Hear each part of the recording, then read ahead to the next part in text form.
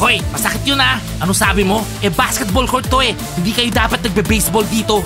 Hoy, baseball players, umalis nga kayo dito. Isama nyo na rin yung freshman na yan. Oo nga, freshman. Bago ka pa lang dito ah. Huwag kang aasta-asta. Teacher Mike, binubuli nila tayo. Sandali lang, sino tumawag sa inyong freshman sa akin? Yung pamangkin mo. Anong tinitingin mo ha? Alisin mo yung gloves mo, pumunta ka dito. Romeo, huwag ka na maingay. Easy ka lang, hindi ako natatakot. Ano, sasapakin kita eh. Oo, masyadong mayabang tong mga basketball players. Oo nga, napapaliw na sila. Oh, ano pang ginagawa mo dito? Oo na, Smiley, aalis na ako. Anong sabi mo? Sinong sasapakin mo? Ikaw pala yan, Uncle Mike. Diba sabi ko kanina, manahimik ka na? Uncle, hindi kita namukaan. Yung araw kasi nakatutok sa'yo. Romeo, siguro umalis ka na sa basketball team. Masyado ka naging mayabang. Losers, umalis na kayo. Doon kayo sa damuhan maglaro. Sige na, sayang oras namin. Kapag alam yung oras namin mag-training, wag na wag kayo maglalaro dito ah. Frogs are super! Frogs are cool! Tatalunin namin kayong lahat! Pizza, 4 na pinya colada.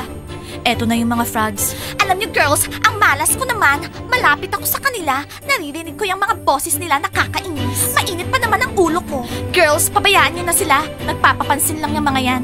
Eto na yung green tea niyo. Nasa na yung mga cake, ha? Sandali lang. Alam niyo girls, maling team yata yung napuntahan ni Coach Abby. Hindi tayo. Oo nga, dapat dun siya sa mga frogs. Nakakainis. Girls, relax. Oo, nakakainis si Coach Abby. Pero okay siya, magaling siyang coach.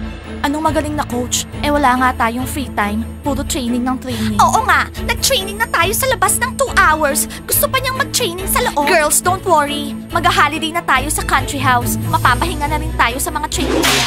Mike, kailangan kitang makausap. Abby, ano yun? Bakit? Okay na ba lahat? Magte-training lang kami ng mga girls. 1 hour lang, okay? Abby, hindi pa okay ang lahat. Ngayon, hinahanap ko muna si Romeo. Mga teenagers na to. Excuse me, punta muna kami sa room. Sandali lang. Bakit mo kami sinisigawan? Hindi ka naman namin coach ah. At nasa na naman yung mga girlfriends nyo? Late na naman sila sa training. Huwag mo tanong sa amin. Ikaw maghanap mag-isa mo. Uy, easy ka lang. Baka mamaya yung mga girls naman magka-problema sa kanya. Tara, hanapin na lang natin sila. Hindi ka talaga nag-iisip. Sige Abby, hahanapin ko muna si Romeo. Hoy, anong pangalan mo? Timur? Isa pang sagutin mo ako, lagot ka sa akin.